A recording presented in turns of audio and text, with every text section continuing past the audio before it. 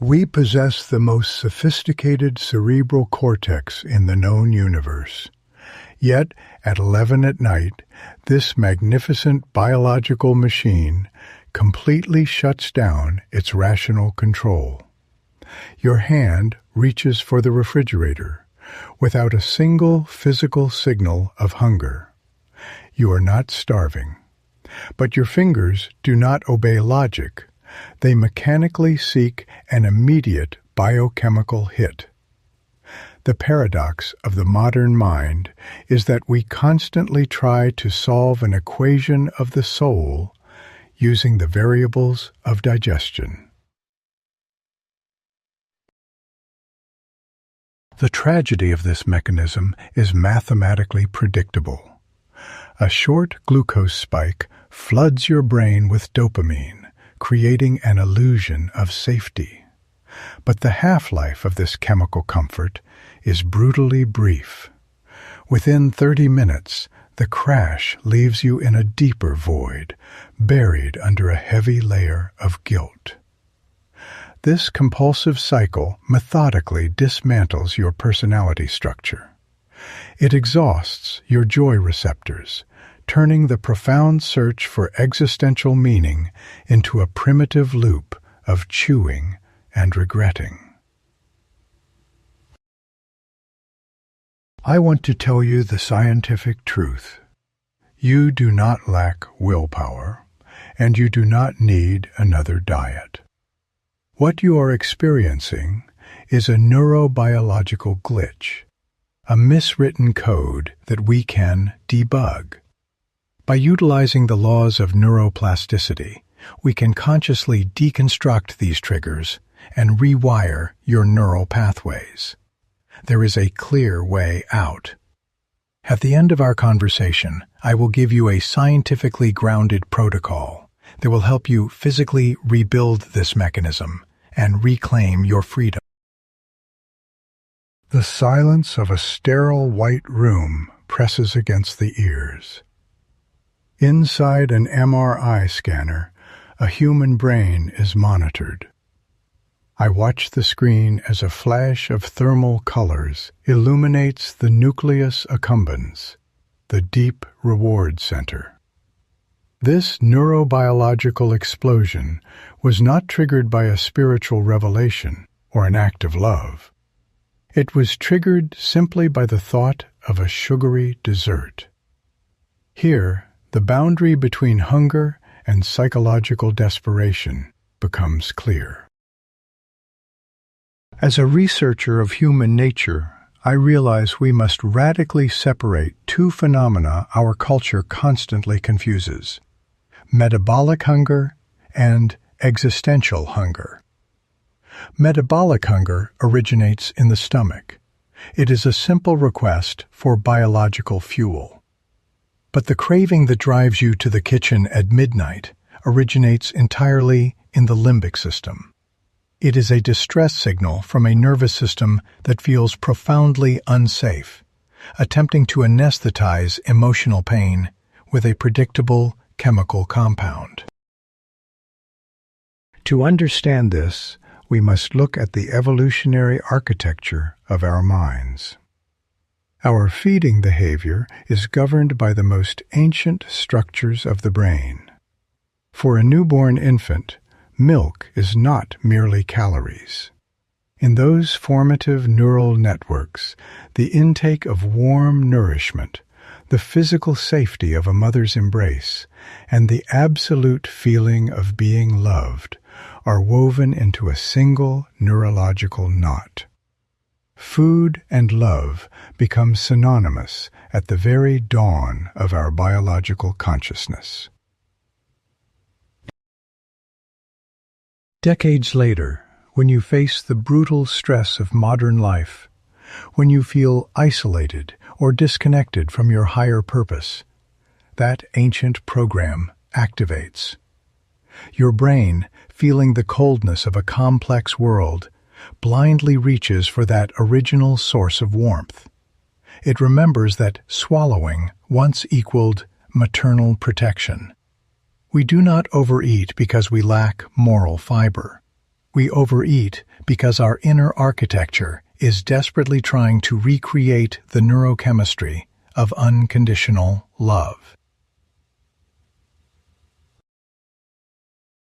Psychology often uses the dismissive term oral fixation to describe this behavior. But from the perspective of neurobiology, this is a rudimentary reflex of seeking safety through the mechanical stimulation of the vagus nerve. This massive cranial nerve connects your digestive system directly to your brain. Rhythmic chewing acts as a biological pacemaker, forcing your nervous system into a synthetic state of calm. This brings us to a radical scientific truth. Spiritual emptiness has a highly measurable physiological dimension. When you lose touch with your core meaning, your serotonin and dopamine levels plummet. The primitive brain does not understand existential crises or the dark night of the soul. It interprets this sudden biochemical drop as a direct physical threat to your survival. It demands immediate caloric anesthesia to stabilize the system, translating the soul's despair into the body's appetite. But awareness alone is not enough to break this cycle. To defeat this evolutionary bug, we must physically rewrite the connections between our emotions and our digestive tracts. We must teach the brain a new vocabulary of comfort. As I promised, at the very end of this broadcast, I will guide you through a specific, practical protocol. This neuroplastic exercise will give you the exact tools to intercept that craving and reclaim your biological and spiritual sovereignty. Before we rebuild that system, however, we must look the glitch directly in the eye and ask ourselves a terrifyingly simple question. We have mapped the human genome. We have built artificial intelligence, and we can calculate the trajectory of distant stars. Why, then, can the brain of the smartest biological creature on the planet not distinguish the profound need for human love from the mechanical need for simple carbohydrates? Let us explore the anatomy of this profound illusion. To understand this profound illusion, we must move from abstract biology to the exact moment the hostile takeover occurs. Picture Sarah standing before an open refrigerator at 11 o'clock at night. The cold, fluorescent blue light spills across her face, illuminating the quiet desperation of a modern evening. Her apartment is silent, but inside her nervous system, a deafening alarm is sounding. This is the precise moment when the rational mind is forcibly shut down by ancient survival algorithms. In this frozen moment, time seems to suspend itself. If we could look beneath her skin, we would see cortisol, the primary stress hormone, pulsating through her bloodstream like a toxic, glowing tide. From a neurobiological perspective, this cortisol storm is actively suffocating her prefrontal cortex, the sophisticated area of the brain responsible for logic, long-term planning, and what we commonly call willpower. The executive center goes dark, handing total control over to the reptilian brain. This brings us to a harsh but liberating truth. I want you to hear this clearly. Why is so-called willpower absolutely useless when a cortisol storm rages in your blood? Because you cannot logically negotiate with a biological fire alarm. When the sympathetic nervous system triggers the fight or flight response, your brain believes you are in immediate mortal danger. The exhaustion of a 12-hour workday, or the sharp sting of loneliness, is interpreted by your cells as an existential threat. Your brain, desperately trying to save you from this perceived threat, searches for the fastest evolutionary off switch, and it finds it in digestion. Eating dense, carbohydrate-heavy food is the most rapid, biologically hardwired method to forcibly activate the parasympathetic nervous system, the rest and digest mode. By filling the stomach, the body artificially commands the mind to stand down. It is a brilliant, albeit destructive, hack to immediately lower the heart rate and numb the panic. Looking at Sarah in that cold kitchen light, we must realize she is not physically hungry. Her stomach is not empty. Her emotional reserves are. Her brain is frantically searching for an insulin anchor. A sudden spike in blood sugar forces the release of soothing neurotransmitters, creating an artificial chemical hug. It is a desperate attempt to synthetically lower the crushing weight of anxiety and simulate a fleeting state of deep maternal peace that the modern world has stripped away. For centuries, strict moralists and theologians have labeled this behavior the sin of gluttony, condemning it as a profound failure of character. But as a scientist observing the human spirit, I assure you this is a tragic misdiagnosis. In the language of neurotheology, this is not a moral weakness at all. It is a profound, albeit misguided, coping mechanism. It is the human soul crying out for connection, utilizing the only biochemical tool it currently has access to. The ancient word hamartia, often translated as sin, literally means to miss the mark. And this is exactly what happens in that midnight kitchen. It is an error in navigation. We are attempting to quench our thirst for the infinite, our need for unconditional love and safety, with finite material surrogates. We ask a slice of cake to do the heavy lifting of psychological healing. We demand that a temporary glucose spike fill a void that only deep meaning and genuine human connection can heal. If you find yourself in Sarah's place, staring into that cold light, I want you to drop the weapon of self-hatred right now. Your brain is not broken. It is simply terrified and trying to protect you. The guilt you feel only generates more cortisol, restarting the exact same vicious cycle. Radical acceptance of your biological reality is the first necessary step toward true metanoia, a complete transformation of your mind. We must observe the mechanism without judgment to dismantle its power over us. But here is the structural flaw in this biological hack. The brain's attempt to self-medicate with food is inherently doomed to fail. We eat the sugar not to experience true joy, but merely to temporarily stop feeling the pain.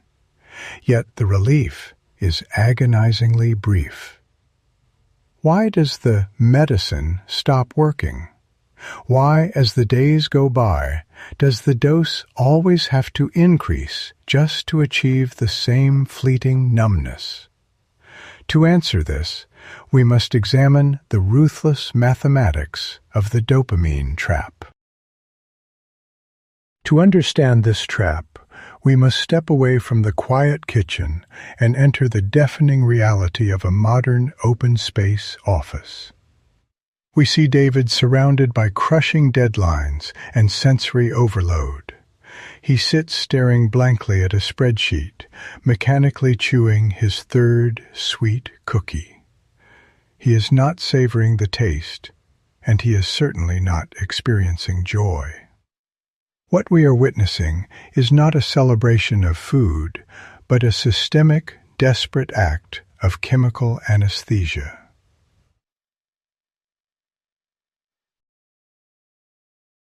The harsh truth of our biology is that in moments of chronic stress, we consume sugar not to elevate our mood into happiness, but merely to temporarily stop feeling the agonizing pressure of reality. We are trying to buy a few minutes of numbness. But here is the paradox that drives this suffering. Why does the cookie that saved you on Monday require 3 cookies by Friday? Why must the dose continuously escalate just to maintain the baseline of survival? From a neurobiological perspective, the answer lies in the architecture of our reward system. Refined sugar triggers a massive, unnatural tsunami of dopamine in the brain's circuitry. But the universe always tends toward homeostasis. To protect its delicate neural networks from being fried by this constant chemical storm, your brain physically removes or downregulates its dopamine receptors. This is the very definition of neurobiological tolerance. As these receptors vanish, your baseline capacity to feel everyday joy plummets. A walk in the park, a warm conversation, a beautiful sunset, they no longer register on your internal radar. You are left in a state of neurochemical bankruptcy. Now, David is eating not to get high, but simply to feel normal, to drag himself out of the deficit his previous coping mechanisms created. It is the tragic irony of addiction. The cure becomes the exact cause of the disease. Look closely at the mechanics of David's coping strategy. He is chewing rhythmically, monotonously. In the language of the nervous system, this rhythmic stimulation of the receptors in the mouth is a profound regression. It is an unconscious attempt at self-soothing. In a chaotic, unpredictable corporate world that demands absolute performance, this mechanical chewing serves as the psychological equivalent of an infant's pacifier. It is a biological cry for maternal safety. I have spent years studying this intersection of the mind and body, and I want to assure you, this behavior is not a sign that you are fundamentally broken.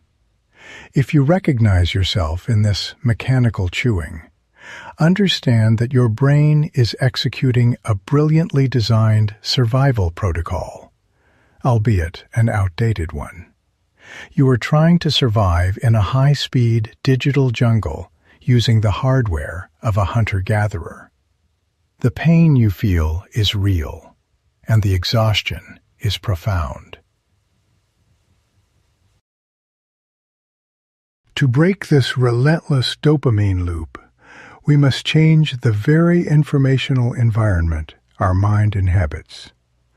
We cannot heal in the same frequency where we were broken. If you feel the exhaustion of this constant chemical running, I invite you to stay here and subscribe to this channel. Make this space your first conscious anchor. Let this be your deliberate step out of the reflex and into a space of awareness, protecting you from the automatic reactions of a tired mind. We dissect this anatomy of passion so thoroughly, not to leave you in despair, but to map the exact coordinates of the exit. Do not worry if the mechanics of these neural loops seem overwhelming right now. I am breaking down the diagnosis so that the transformation protocol I will give you at the very end of our session will work with absolute precision. We must understand the complex lock before we can confidently turn the key. But this brings us to a terrifying question, one that lies at the very heart of human struggle. If our brains are truly neuroplastic, if we possess this miraculous, scientifically proven ability to learn, adapt, and physically rewrite our inner code, why does the mind fight so viciously to hold on to the habits that are systematically destroying us? Why is the path to psychological freedom so fiercely guarded by our own biology? To answer this, we must look at the architecture of our mind not as a mystical black box, but as a physical landscape. I often visualize the brain as a dark, expansive laboratory where a glowing hologram of a neural network floats in the air. In this space, your ingrained habits, like reaching for that late-night sugar, are not signs of a weak character. They are thick, incandescent highways of connected neurons, pulsing with the brutal efficiency of a well-worn road. In stark contrast, the paths of conscious choice, the moments you decide to pause and breathe instead of consuming, look like weak, flickering trails in a dense forest. The brain is fundamentally conservative, governed by the universal law of entropy and energy conservation. It will always prioritize the path of least resistance to save precious glucose, ruthlessly pushing your behavioral impulses down the established, blazing highways of addiction. It is biologically much cheaper for your nervous system to execute a destructive automatic reflex than to carve out a new trajectory of awareness. When you try to break a craving, you are not merely fighting a bad mood. You are fighting the gravitational pull of your own biology. What the ancient mystics and desert ascetics dramatically described as battling inner demons is, in reality, a literal microscopic war happening inside your skull right now. Modern neurobiology describes this spiritual warfare as a fierce competition between different neural ensembles, all fighting for the single most valuable resource in the universe, your focused attention. Whichever pathway you feed with your attention grows thicker and more dominant. This is the physiological basis of what theology calls hamartia, or missing the mark. We miss the mark when we let lower brain centers hijack our light. The beauty of this anatomical truth is that it strips away all moral shame. I want you to hear this clearly. Your emotional eating is not a flaw in your soul.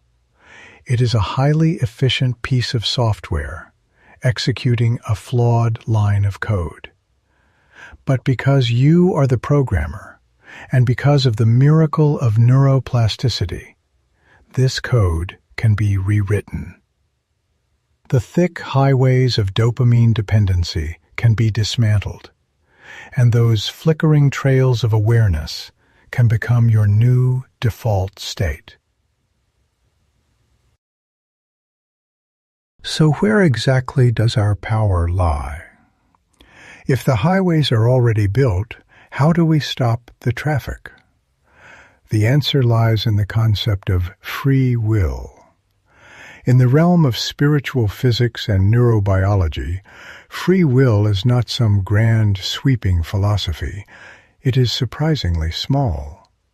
It exists entirely within the microscopic millisecond gap between the trigger, the sudden spike of stress or loneliness, and the physical reaction of biting into food. The existential psychologist Rollo May, echoing the wisdom of ancient Stoics like Epictetus, understood this deeply when he observed that human freedom resides entirely within the pause between stimulus and response. In that space lies our power to choose.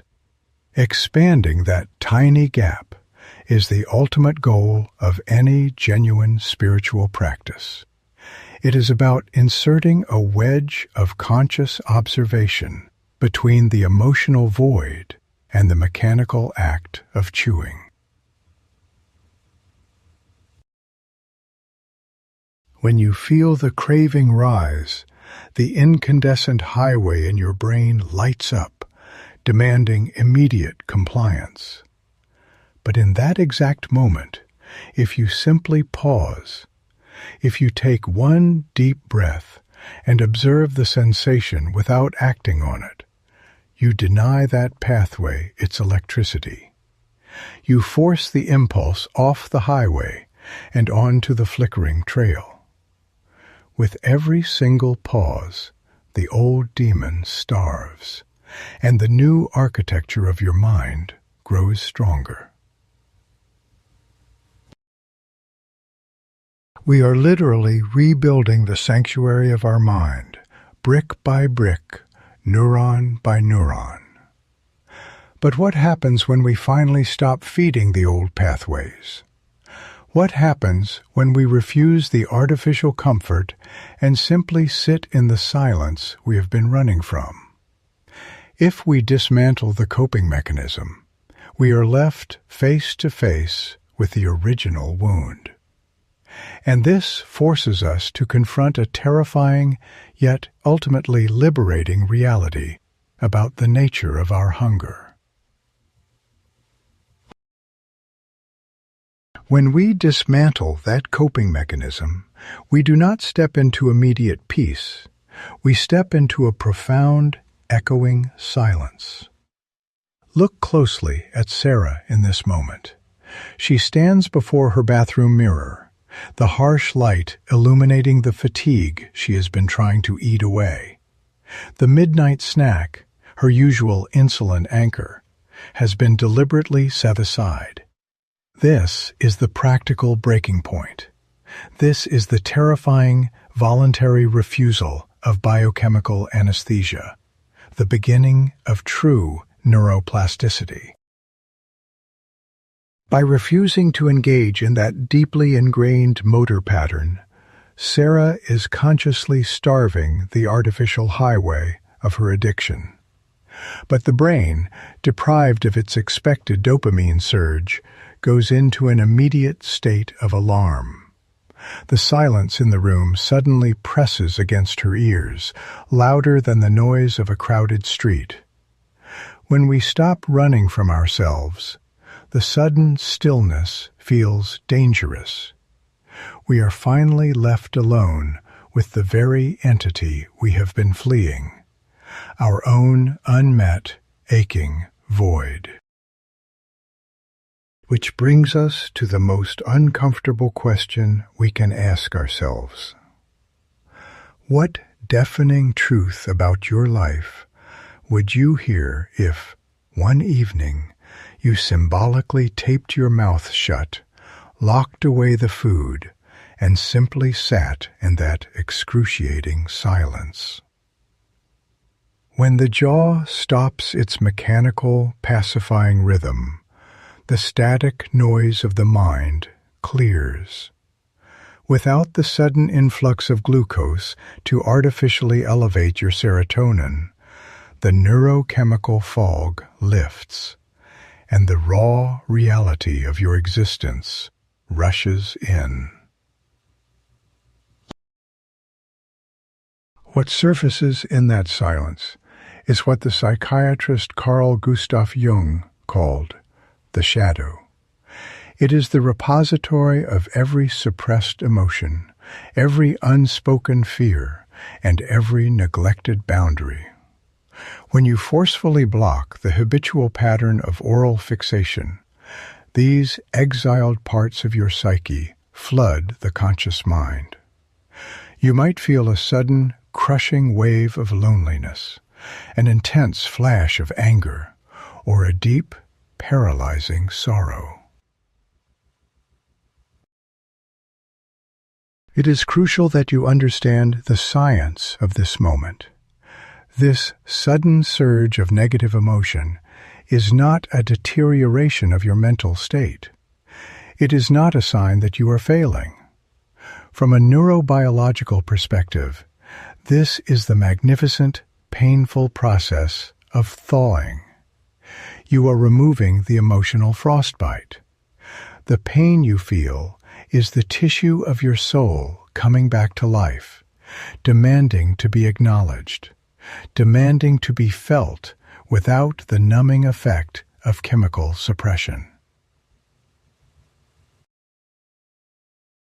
Ancient spiritual traditions intuitively understood this mechanism.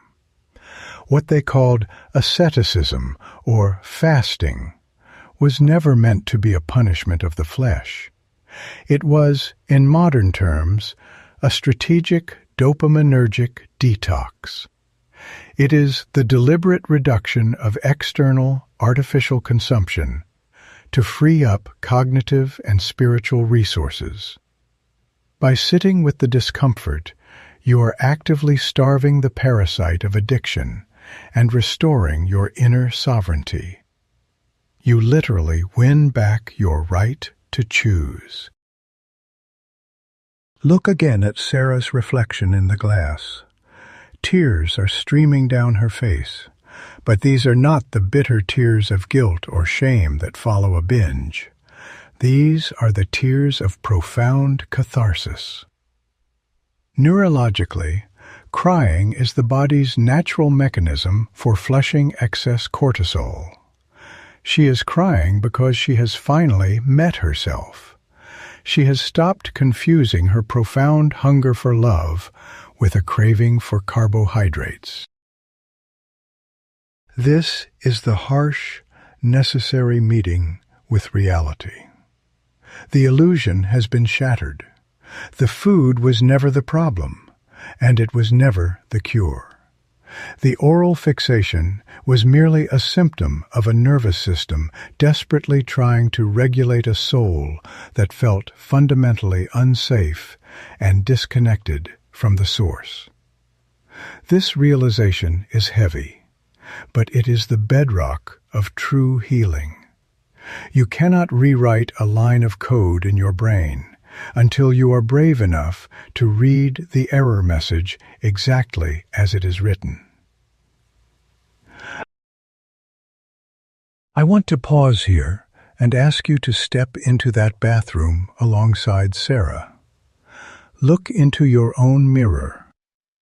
When the house is dark and that familiar, frantic urge to eat suddenly grips your chest, what is the true, hidden need screaming beneath it? I invite you to share that realization in the comments below. By typing it out, you are doing something profound. You are moving a blind, unconscious emotional impulse into the rational prefrontal cortex. You are verbalizing the trigger to disarm it. Naming the pain is the first step in dismantling its power over you.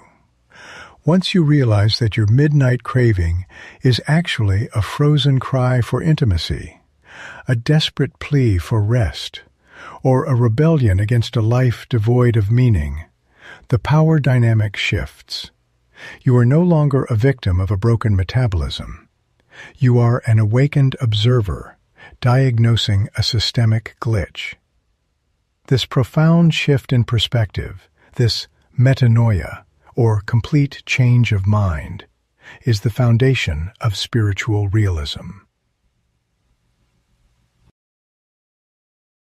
But diagnosing the illusion is only half the journey. We have stripped away the surrogate.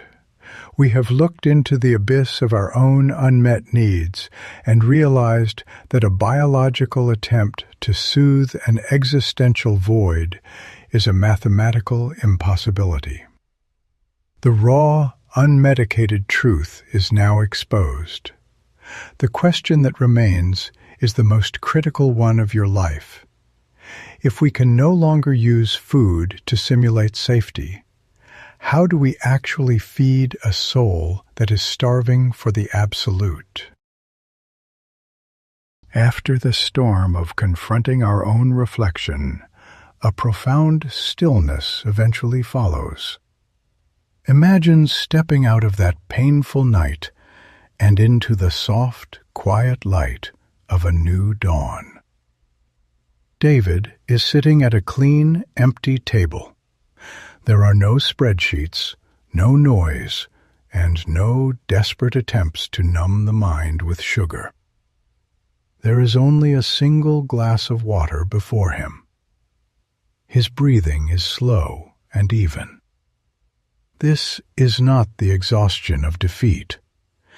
This is the profound peace of a nervous system that has finally stopped running from itself. We have traveled together through the frantic corridors of the mind, observing how our most destructive habits are merely misguided attempts by our biology to keep us safe. We have decoded the neurobiology of emptiness. You now understand that your compulsive hunger was never a moral failure. It was a profound navigation error. Your brain, craving the absolute safety of love, simply looked for it in a surge of glucose, because it had temporarily forgotten the path back to the source. This realization brings us to a state of complete heart-brain coherence. We attain true internal integrity only when we deeply accept this fact. Our physiological relapses are not crimes, but systemic glitches. When the nervous system panics, it demands an immediate anchor. For years you provided carbohydrates, but today, armed with both neuroscience and spiritual truth, we know that true existential satiety cannot be digested. It only arises when our soul is fundamentally aligned with the Creator. The synthesis of science and spirit gifts us the ultimate instrument of liberation, neuroplasticity. We are not permanent prisoners of our past coping mechanisms. The ability of your brain to physically restructure its own neural architecture means that freedom is biologically possible. But this transformation does not happen through grand gestures. It is built through the daily, microscopic choice of awareness over blind automaticity. Knowing the path and walking it are not the same thing. Theory without application is just another form of entertainment. Allow me to give you a specific neurospiritual tool, a map for the week ahead, to bridge the gap between understanding and healing. I call this the dopamine pause. It is a precise intervention designed to hijack the limbic system's automated response. This will require rigorous discipline, but this is exactly how a resilient, awakened soul is forged in the fires of daily life. Here is your protocol. The next time the impulse to eat strikes without physical hunger, set a timer for exactly 10 minutes. Do not violently fight the urge, simply delay it. During these 10 minutes, sit in silence and slowly drink a glass of warm water. Biologically, you are shifting your brain out of its high-stress beta rhythm and activating the parasympathetic relaxation response. You are physically widening that crucial millisecond gap between the psychological trigger and the behavioral reaction. As you sit in that 10-minute window of stillness, I want you to ask yourself one radically honest question. What is it that I truly need in this exact moment? Is it food, or is it a comforting embrace? Am I starving, or am I merely exhausted by the relentless demands of my existence? Am I seeking calories, or am I desperately seeking deep peace? By doing this, you force the rational prefrontal cortex to process the emotional crisis, shining the light of awareness onto the shadow of your hidden pain. Look at David now, breathing calmly in the morning light. He has applied this pause.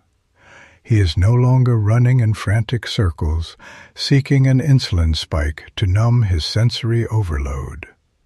He has learned to sit with his discomfort, recognizing it not as an enemy to be destroyed, but as a wounded child needing attention. He has taken back his sovereignty. The frantic search for safety in the material world has ended, replaced by a quiet, unwavering trust in the fundamental benevolence of the universe. This journey of rewiring the mind and healing the heart is profound, but it is not a path you must walk in isolation. We are all quantumly and spiritually connected, and your healing contributes to the healing of the whole. If this conversation has resonated with your soul, if it has provided a solid foundation in a chaotic world, I warmly invite you to remain in our shared space. Join us so that we may continue exploring the elegant laws of the mind and the deep physics of the spirit together. The void within you was never meant to be filled with the temporary comforts of this world. That emptiness is actually a sacred space, a structural design meant to hold the infinite presence of the Creator. Every time you pause, every time you choose awareness over the biological reflex to numb yourself, you are reclaiming your divine inheritance. You are teaching your nervous system that it is already safe, already held, and already unconditionally loved by the very source of life itself. I choose to experience life in all its complexity, without anesthetizing myself with surrogates. My true worth is not dictated by my moments of biological failure. From this day forward, I am learning to nourish my physical body with clean energy and my eternal soul with profound meaning. Let this truth settle into your cells. Breathe deeply. You are entirely safe. You are perfectly seen. And you are unconditionally loved. Rest in this beautiful silence and let the real healing begin.